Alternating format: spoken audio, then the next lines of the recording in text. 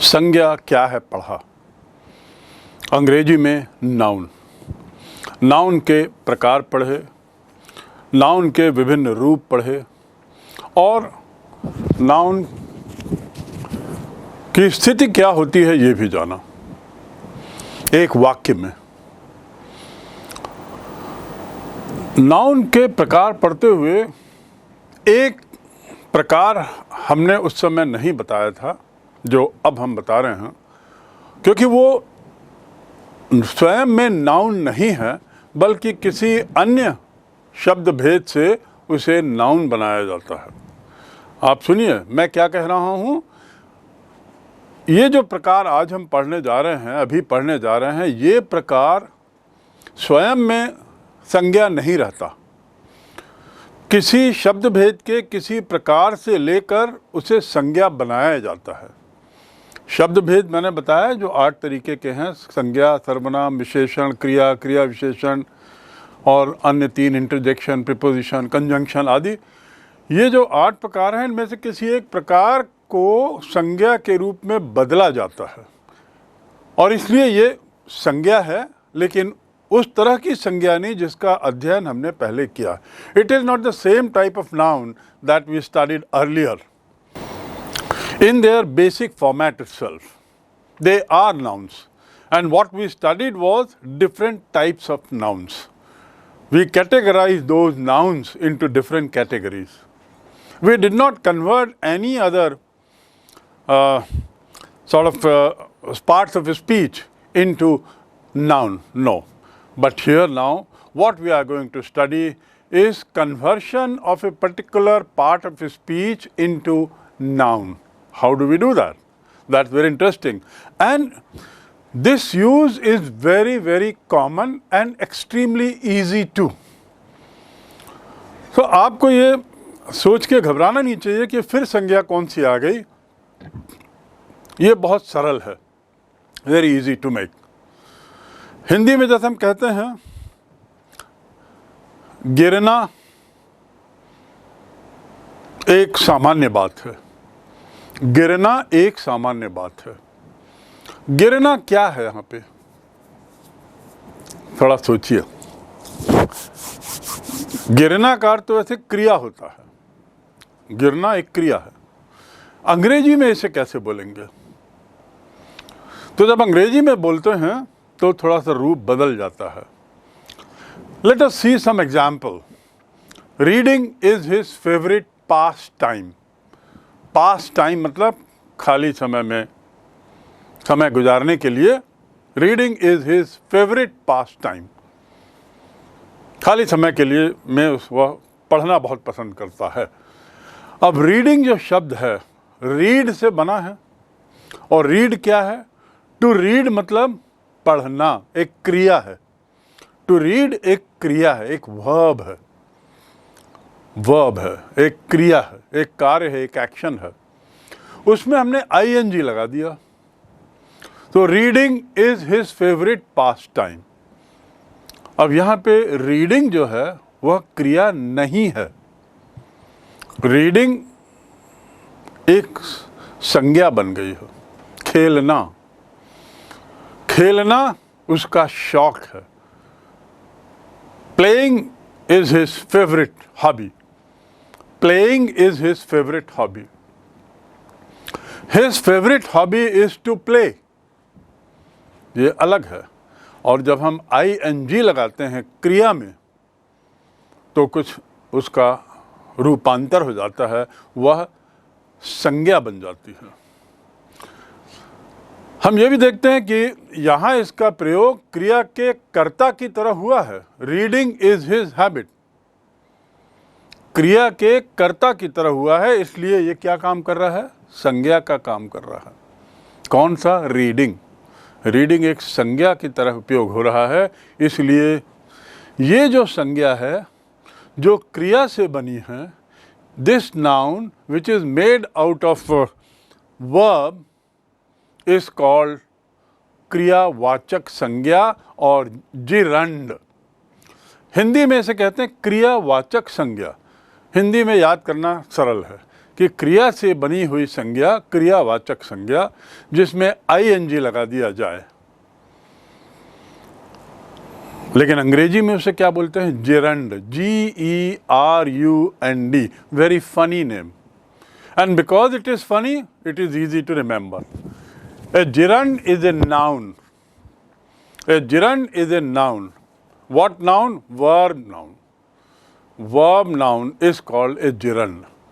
A noun which is made out of a verb by adding ing at the end, by suffixing ing. इसके कुछ और उदाहरण देखें gerund के। Playing cards is not allowed. Playing cards is not allowed. Card खेलना, ताश खेलना, ताश खेलना एक संज्ञा हो गई। I like reading poetry, I like reading poetry. He is fond of hoarding money, HOARD, horde करना मतलब इकट्ठा करना, जमा करना, hoarding money. He is fond of मतलब शौकीन होना, शौक होना, fond. I am very fond of sweets, मुझे मिठाई का बहुत शौक है, fond of, fond. So he is very fond of holding money. I am very fond of postage stamps. कई लोगों की आदत होती है ना टिकट इकट्ठा करने की, पोस्टेज टिकट्स, पोस्ट ऑफिस में जो मिलते हैं उनको पोस्टेज टिकट्स बोलते हैं, उनको इकट्ठा करने की कई लोगों की आदत होती है। तो many people are fond of holding, ठीक है, बहुत सारे टिकट खरीद के रख लेते हैं। अब यहां जो आपने उपयोग देखा इसमें कुछ गौर करिए। जो पहला वाक्य था playing card is not allowed, उसमें क्रियावाचक संज्ञा का क्रिया क्या है? करता है संज्ञा, और दूसरे में संज्ञा की तरह क्रियावाचक कर्म है। क्रियावाचक संज्ञा क्रिया का कर्म है। I like reading what? Poetry. Poetry क्या है? कर्म है। I like reading what? Poetry. दूसरे शब्दों में संज्ञा की तरह क्रियावाचक संज्ञा क्रिया का कर्म है, किंतु क्रिया की तरह इसके साथ कर्म भी है और इसलिए क्रिया का भी कार्य करता है। और तीसरे वाक्य में प्रीपोजिशन, जैसे संज्ञा की तरह क्रियावाचक संज्ञा प्रीपोजिशन का उपयोग करता है, जैसे he is fond of holding money, holding money. ये तीनों में एक चीज आप देखिए इस वाक्य में, जो क्रिया है या जो जिसको मैं जिरंड कह रहा हूं, यहां पहले वाक्य में जिरंड हुआ प्लेइंग, दूसरे में जिरंड हुआ रीडिंग, तीसरे में जिरंड हुआ होल्डिंग। आई एम गोइंग, एक वाक्य लीजिए, आई एम गोइंग, इसमें गो के साथ ING लगा है, लेकिन गो यहां पर क्रिया है, मैं जा रहा हूं, एक क्रिया बनी। और गोइंग के साथ एक हेल्पिंग वर्ब भी लगा हुआ है। वो क्या है हेल्पिंग वर्ब, जिसका जिक्र मैंने पूर्व में बार बार किया है? Is. They are eating, are क्या है? हेल्पिंग वर्ब है, वर्ब है हेल्पिंग वर्ब, टू बी का रूप है, हेल्पिंग वर्ब है। और आर किसके लिए लगा है? ईटिंग के लिए। ईटिंग मेन वर्ब और उसके लिए helping verb, they are eating. तो ये जो वाक्य मैंने बताया इसमें हेल्पिंग वर्ब होता है, लेकिन जिरंड के रूप में जिसका उपयोग कर रहे हैं जिस क्रिया का, उसमें हेल्पिंग वर्ब नहीं होता, उस क्रिया के लिए हेल्पिंग वर्ब नहीं होता। जिरंड के रूप में, ट्राई टू अंडरस्टैंड, जिरंड के रूप में या क्रियावाचक संज्ञा के रूप में जिस क्रिया का हम उपयोग कर रहे हैं ING लगाकर, उसमें हेल्पिंग वर्ब नहीं आता। तो इसलिए बड़ा स्पष्ट हो जाता है समझना कि ये जिरंड है कि क्रिया है। जिरंड और क्रिया में अंतर क्या है? जिरंड के साथ कोई हेल्पिंग वर्ब नहीं रहता। There is no helping verb attach to a gerund, attach to a क्रियावाचक संज्ञा। और जब जब आईएनजी के साथ इज है, क्रिया के साथ इज है, आईएनजी है, वॉज है, वेयर है, आर है, एम है, उस स्थिति में थोड़ा देखिए कि ये जिरंड है कि क्रिया है। एक मैंने वाक्य बताया, he is fond of holding money, is यहां है, राइट? लेकिन इज जो है वो किसका हेल्पिंग वर्ब है? किसका हेल्पिंग वर्ब है? होल्डिंग का है? नहीं, फॉन्ड ऑफ का है। फॉन्ड ऑफ है का, शौकीन है, शौकीन होना। To be fond of, to be fond of एक क्रिया हो गई। टू बी फॉन्ड ऑफ मतलब शौकीन होना, उससे बना ही इज फॉन्ड ऑफ। लेकिन यदि मैं he is fond of eating बोलता हूं, तो ईटिंग के साथ क्या कोई हेल्पिंग वर्ब है? नहीं है। तो ईटिंग क्या हो गया? जिरंड हो गया। ईटिंग क्या हो गया? क्रियावाचक संज्ञा हो गया। In other words, it is rather simple to identify a gerund from a verb. Verb में यदि ing है तो उसके साथ helping verb आएगा, या यदि कोई सा वर्ड ing के साथ समाप्त हो रहा है, कोई सा वर्ड किसी वर्ब में ing लगा है, और यदि उस वर्ब के लिए हेल्पिंग वर्ब है, तो वो वर्ब है, वह जिरंड नहीं है। और जिरंड क्या है? जिरंड वर्ब ही है, आईएनजी लगा है, लेकिन कोई हेल्पिंग वर्ब उसका नहीं है। मैंने कई तरीके से आपको अब समझा दिया जिरंड और वर्ब में क्या अंतर है। यहाँ देखिए, ये तीसरा वाक्य जो है, he is fond of, is आया है, पर इज किसके लिए आया है? होल्डिंग के लिए नहीं आया है। Is not the helping verb for the verb holding. Is helping verb for to be fond of. Fond of यानी शौकीन होना, इच्छा रखना, fond of, right? So this is the basic difference between gerund and verb. So what is the definition that we make out of it? What we understood after the whole thing and make a definition, परिभाषा क्या बनेगी? परिभाषा ये बनेगी कि gerund जो है वह क्रिया का वह रूप है, क्रिया का वह रूप है जिसके अंत में ing आता है और संज्ञा क्रिया दोनों का काम करता है। मैं फिर से दोहरा दूं, it is gerund is that form of verb which has ing as suffix and which works as both noun as well as verb. Very clear? Because क्रियावाचक संज्ञा और क्रियार्थक संज्ञा दोनों संज्ञा और क्रिया का कार्य करते हैं, इसलिए दोनों समान हैं।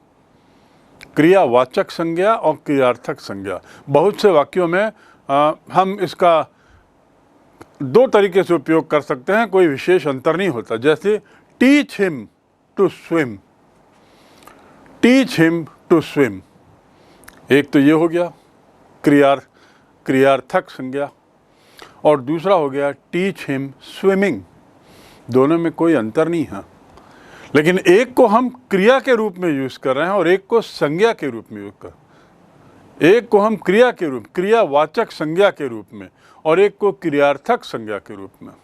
Teach him to swim, teach him swimming. To give is better than to receive, to give is better than to receive.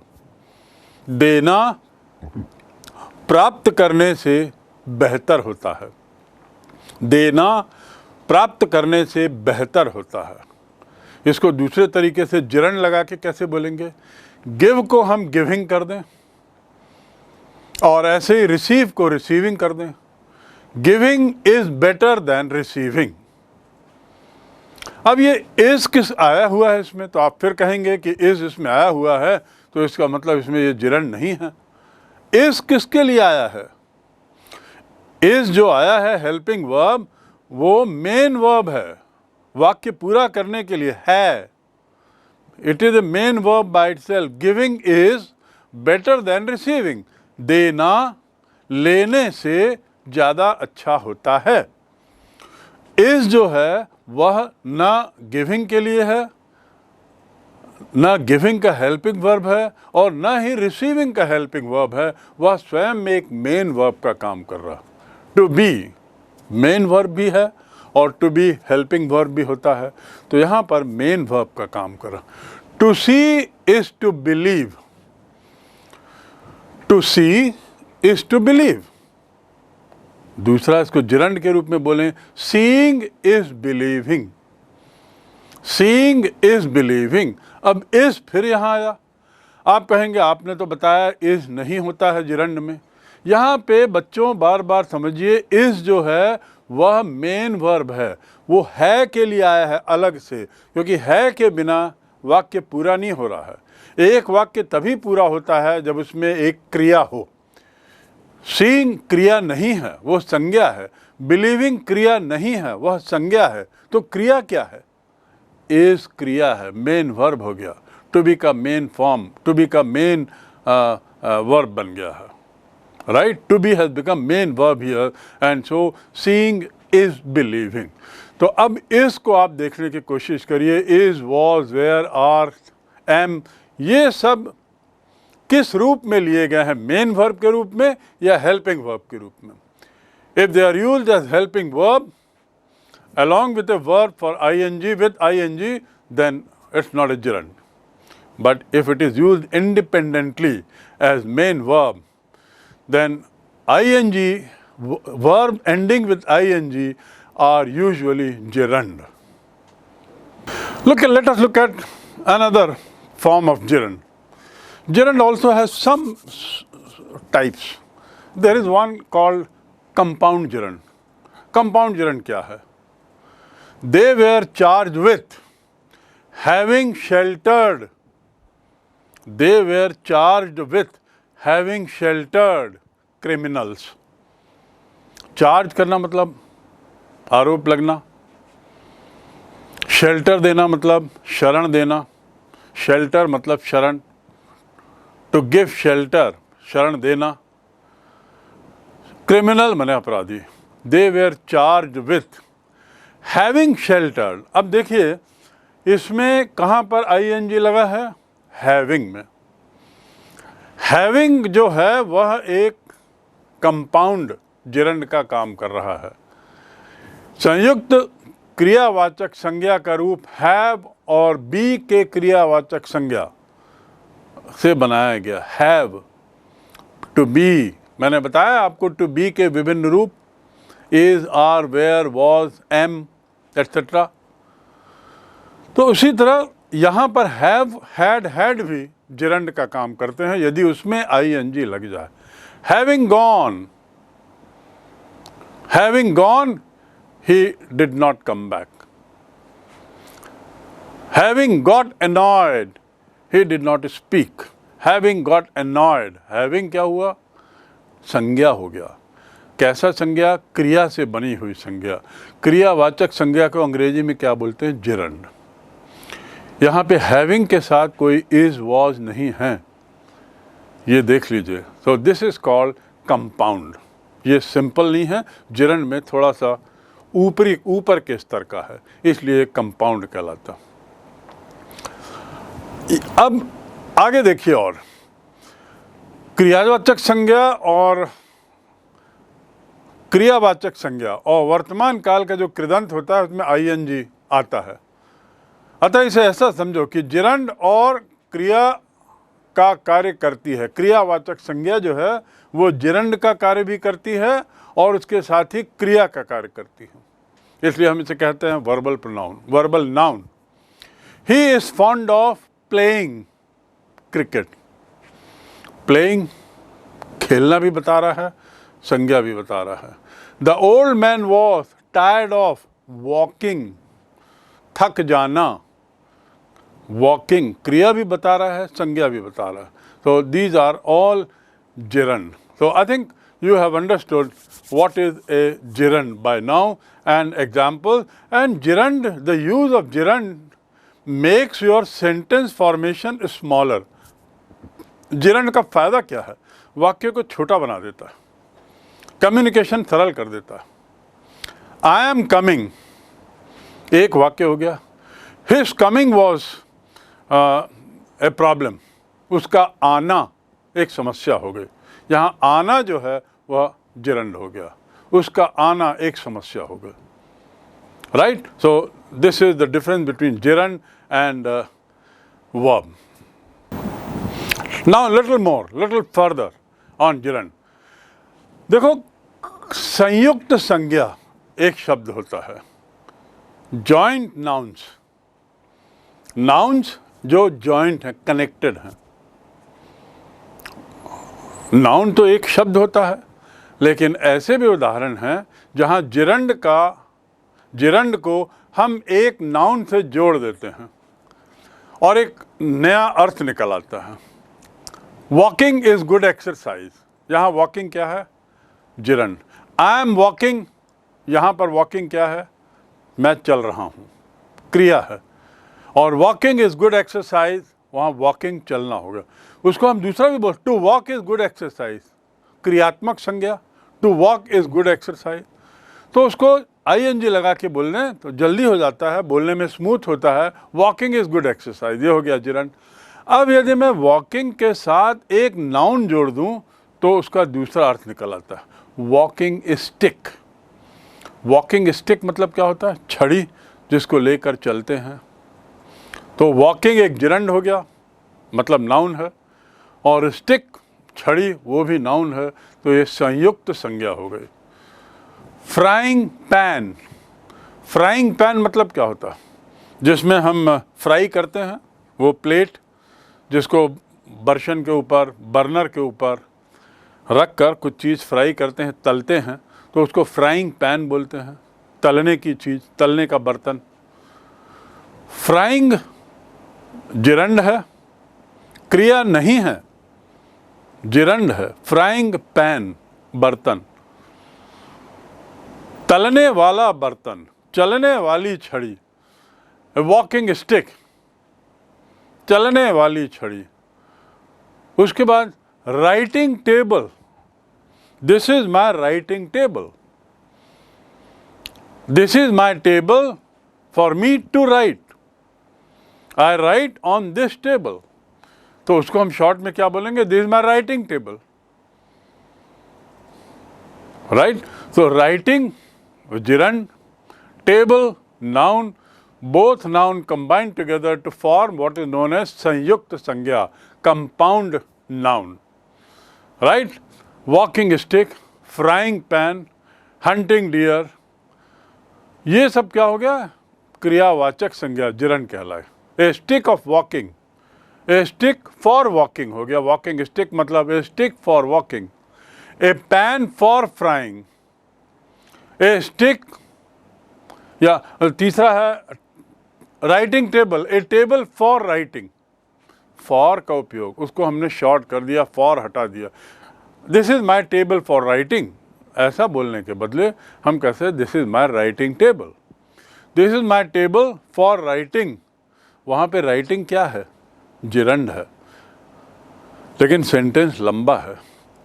उसको हम यदि जॉइंट कंपाउंड नाउन करें तो हो जाएगा this is my writing table. बहुत छोटा वाक्य. और कम्युनिकेशन इंग्लिश में या लिखते समय भी समय बचाने के लिए we use this. This is very perfect English. Okay, now see again. दो वाक्य देखो. I hope you will excuse my leaving early. I hope you will excuse my leaving early. And I hope you will excuse me leaving early. दोनों अंतर वाक्य देख लीजिए. दोनों वाक्य करेक्ट हैं, दोनों वाक्य करेक्ट हैं. हम दोनों रूप में इसका प्रयोग कर सकते हैं. और दोनों में देखिए जिरंड कहाँ आ रहा है? लीविंग.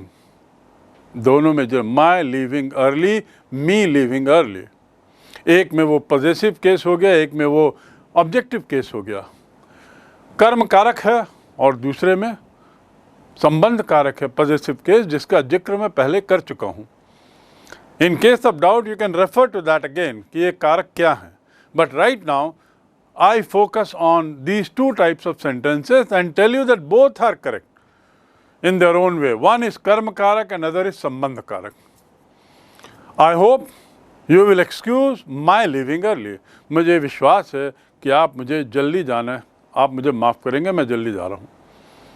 दूसरे में भी क्या है, I hope you will excuse me leaving early. मुझे माफ़ कर दोगे कि मैं जल्दी जा रहा हूँ, उम्मीद है आप मुझे माफ़ कर देंगे, मुझे अनुमति देंगे। Okay, so this is how the gerunds are formed, and gerund is an excellent way of simple English. सरल अंग्रेजी बोलने के लिए gerund बहुत काम में आता है, बहुत उपयोग होता है। Hope in grammar you have understood different parts of a speech, starting with noun, then adjective, then verb and also pronoun. We have also done gerund and learned the use of all of these in our day-to-day communication. ये जितने भी जो वाक्य होते हैं ये बिना क्रिया के पूरे नहीं होते। No sentence is complete without a verb. भाई जिस वाक्य में क्रिया ही नहीं है तो वो वाक्य का कोई अर्थ नहीं निकलेगा, अधूरा रहेगा। कई बार अधूरे वाक्य किसी और रूप में उनका उपयोग होता है, तब वो फ्रेज कहलाते हैं, तब वो कभी कभी क्लॉज भी बनते हैं। लेकिन यहाँ पर हम जो बात कर रहे हैं, हम ये बात करेंगे कि क्रियाएं कितनी महत्वपूर्ण है, ये तो हम जान गए। बिना क्रियाओं के कोई वाक्य पूरा नहीं होता, और क्रिया पे ऑलरेडी लॉन्ग लेसन पहले आपने देख लिया है। Now I will come to only small part of it regarding क्रियाएं, रिगार्डिंग वर्ब्स। वर्ब जो होते हैं नियमित और अनियमित दो टाइप के होते हैं, नियमित और अनियमित। जैसे जिरंड को मैंने कहा बहुत सरल है और आपको भी लगा होगा कि वास्तव में बहुत सरल था समझना, ऐसे ही रेगुलर और इरेगुलर वर्ब को भी समझना सरल है, कोई कठिनाई नहीं होनी चाहिए इसमें। रेगुलर वर्ब और irregular verb, these are two, नियमित और अनियमित। रेगुलर वर्ब क्या है?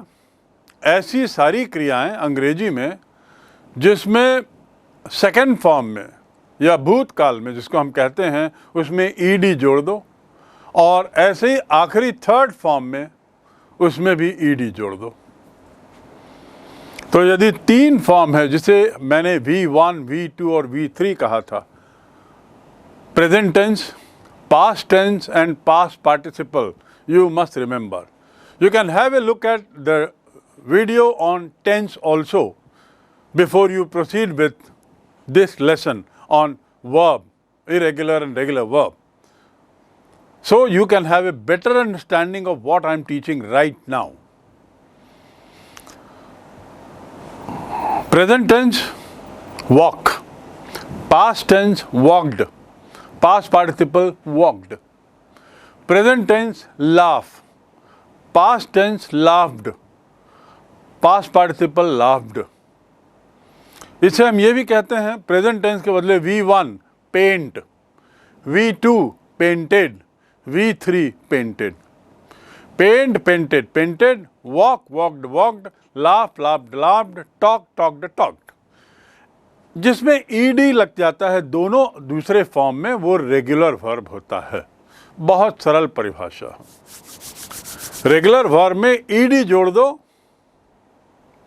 और यदि वो सही है, रेगुलर वर्ब वो वर्ब कहलाते हैं जिसमें ईडी जोड़ने से भूतकाल और पास्ट पार्टिसिपल बन जाता है, दे आर कॉल्ड रेगुलर या नियमित वर्ब। अब इरेगुलर वर्ब ठीक इसका उल्टा, इरेगुलर वर्ब जैसा शब्द से ही स्पष्ट है, ईडी जोड़ने से काम नहीं बनता, कुछ और इसमें होता है। वो जो कुछ और होता है वो अनियमित है, कोई इसके रूल्स नहीं है, कैसे होगा इसका कोई नियम नहीं है। जैसे नियमित में नियम है ना, ईडी जोड़ दीजिए, ईडी जोड़ दीजिए दोनों में, लेकिन अनियमित में कोई नियम नहीं है। ऐसे वर्ब जिसके सेकंड और थर्ड फॉर्म में कोई नियम नहीं है, कि उसको बनाने के कोई नियम नहीं है, स्टैंडर्ड लॉज नहीं है, उनको अनियमित वर्ब कहते हैं।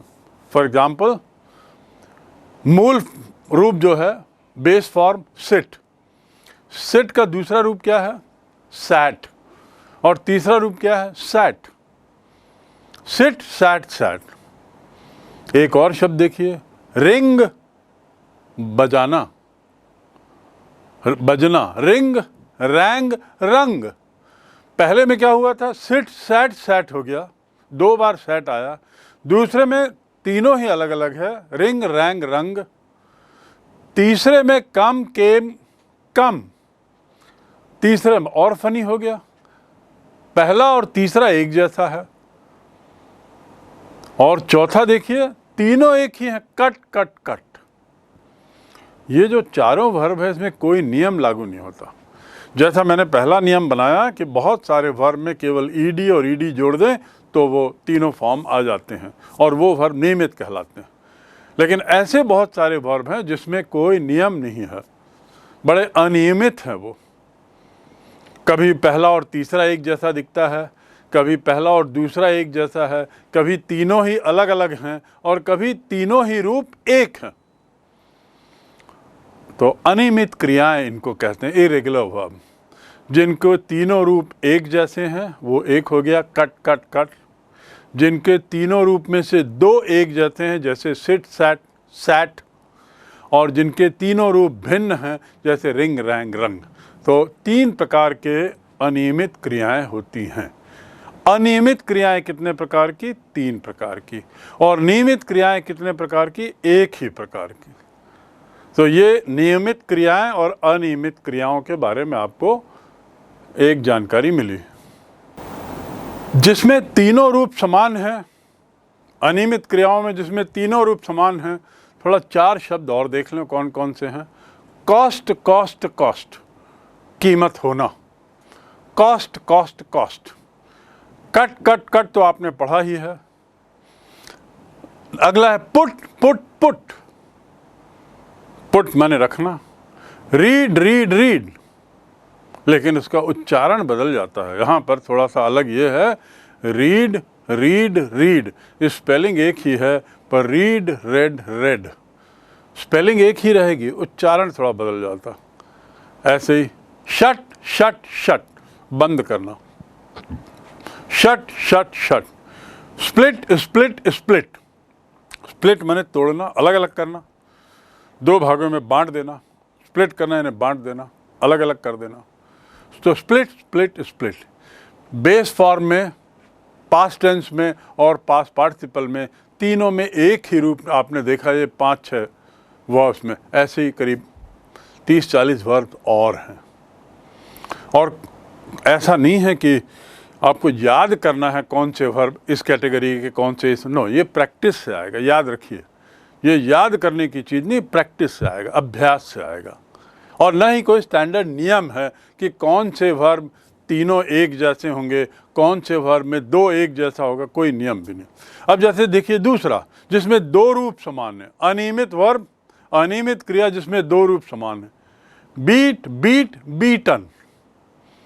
बीट माने मारना, पीटना। Beat, beat, beaten.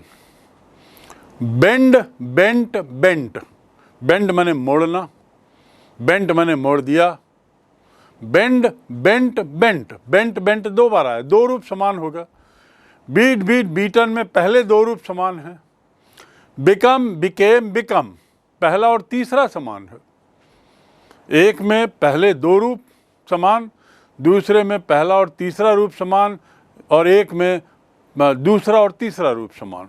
ऐसे भी बहुत सारे वर्ब हैं जिनकी संख्या काफ़ी ज़्यादा है। आप अभ्यास से जानेंगे कि कौन से रूप, कौन से वर्ब अनियमित हैं और कौन से वर्ब में दो समान हैं, कौन से वर्ब में तीनों अलग अलग हैं, कौन से वर्ब में तीनों एक जैसे हैं। अनियमित क्रिया में 3 प्रकार बताए थे। 2 प्रकार के उदाहरण मैंने आपको बता दिए, 5 5 6 6। अब तीसरा प्रकार क्या है जिसमें तीनों ही रूप अलग हैं। पहला क्या था जिसमें तीनों रूप एक हैं? अनियमित में, अनियमित में तीनों रूप एक हैं, वो पहला प्रकार था, कट कट कट। अनियमित में 2 रूप एक ही हैं, बेंड बेंट बेंट, कम केम कम। और एक तीसरा है जिसमें तीनों ही रूप अलग अलग हैं। सबसे सरल वर्ब क्रिया जिसके तीनों रूप अलग हैं वह है गो वेंट गॉन, जो आप बचपन से पढ़ते आ रहे हैं। गो पास्ट हो गया वेंट और पास्ट पार्टिसिपल हो गया गॉन, तीनों ही रूप अलग हैं। बी प्रेजेंट है, पास्ट में हो गया वॉज वेयर और पास्ट पार्टिसिपल हो गया बीन। बिगिन शुरू करना, begin began begun. Run ran run, do did done, eat ate eaten. उसके बाद fall fell fallen, fly flew flown, forget forgot forgotten, forgive forgive forgiven. कितने सारे शब्द हैं जिसके तीनों ही रूप भिन्न हैं। ये भी अभ्यास से ही आएगा। यहाँ पे सूची पूरी लंबी देना इम्प्रॉपर होगा, उचित नहीं होगा। आपको स्वयं अभ्यास करना होगा कि हर वर्ब का दूसरा और तीसरा फॉर्म क्या है और कौन सा अनियमित है, कौन सा नियमित है। अनियमित में जो 3 श्रेणियाँ हैं उसमें कौन सी श्रेणी में कौन सा वर्ब आता है, राइट। जैसे जिरंड आपकी अंग्रेजी को बढ़िया बनाता है, जिरंड आपकी अंग्रेजी को सरल बनाता है। जिरंड मतलब क्रियावाचक संज्ञा। उसी तरह ये जो क्रियाएं हैं, इन क्रियाओं के कुछ 2 रूप भी हैं और इन रूपों को देखेंगे तो बड़ा रोचक लगेगा आपको।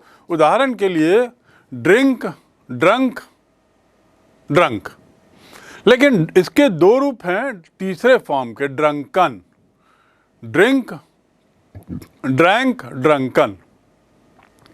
Melt, melted, molten, melt, melted, molten. अब यह मेल्ट, मेल्टेड, मेल्टेड होता है लेकिन मोल्टन भी है। Prove, proved, proven. वैसे है प्रूव, प्रूव्ड, प्रूव्ड। शेव, शेव्ड, शेव्ड, लेकिन शेव्ड जो तीसरा है उसमें शेवन भी लिख सकते हैं, शेवन। सिंक, सैंक, संक। मतलब पास्ट पार्टिसिपल के 2 रूप हैं। कुछ ऐसे वर्ब्स हैं जिसमें पास्ट पार्टिसिपल के 2 रूप हैं और अधिकतर जो दूसरा रूप है उसमें en जोड़ दो। मोल्टन, प्रूवन, श्रंक, श्रंकन, संकन, ये en जोड़ दीजिए उसके पास्ट पार्टिसिपल के रूप में। संक, en, shrink, श्रंकन, shrunken, etcetera etcetera. ऐसा क्यों होता? तुलना करो, देखिए। He has drunk liquor, he has drunk liquor, उसने शराब पी है। ए ड्रंकन सोल्जर, ए ड्रंकन सोल्जर, पिया हुआ सिपाही, पिया हुआ सैनिक। सोल्जर यानी सैनिक। पिया हुआ के लिए ड्रंकन, वहाँ पे ड्रिंकिंग सोल्जर नहीं, drunken soldier, third form. Drink, drank, drunk. A drunk soldier हम नहीं बोलेंगे, हम क्या बोलेंगे? Drunken soldier. In other word, there are few verbs whose third form, that is past participle form, has 2 variations. And the second one is normally you add up en to it. You suffix en. The iron has melted. The iron has melted. लोहा पिघल गया है. पिघला हुआ लोहा, molten iron. Molten iron, पिघला हुआ लोहा. Molted iron भी आप बोल सकते हैं, पर सामान्य अंग्रेजी में से molten iron बोलते हैं. He has proved it. He has proved it. गणित में होता है ना, आखिरी में लिखते हैं आप लोग He has proved. It is proved. उसी को दूसरे तरीके से बोल सकते हैं proven fact. Proven third past participle है. वैसे तो पास्ट पार्टिसिपल proved है, लेकिन en जोड़ दीजिए. फर्स्ट फॉर्म में en जोड़ना, याद रखिएगा, फर्स्ट फॉर्म में en जोड़ना. Similarly, he has shaved. He has shaved off his beard. Shaven, clean shaven man. I am a clean shaven man. बिल्कुल साफ मैंने दाढ़ी बनाई है, उड़ाया. क्लीन शेवन, क्लीन शेव्ड नहीं, क्लीन शेवन. ये एक बड़ा अच्छा उपयोग है अंग्रेजी के लिए. और इसके लिए भी कोई नियम नहीं है, कोई स्टैंडर्ड लॉ नहीं है जिसको आप दिमाग में रखें और उसके अनुसार en लगाते चले जाएं. But again, this will come with the practice. And the louder you practice, the better it is.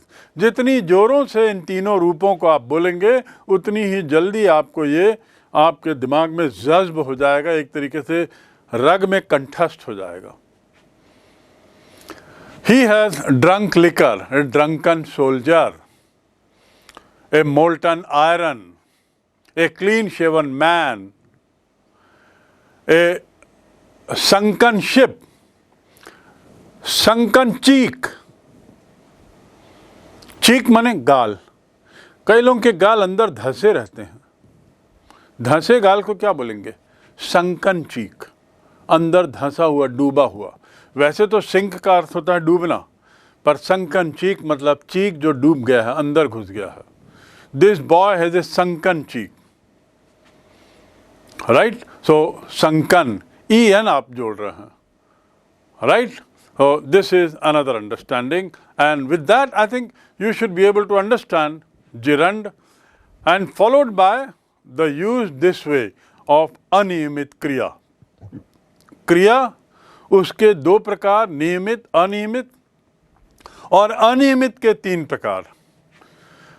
और we have done few examples to make you understand what we mean by three types of irregular verb, what we mean by regular verb, and certain basic understanding of irregular verbs, how they are made.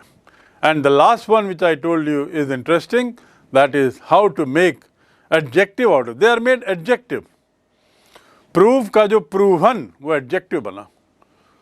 Sink का sunken adjective बना. कैसा गाल? दबा हुआ गाल. कैसा चेहरा? Shaven चेहरा.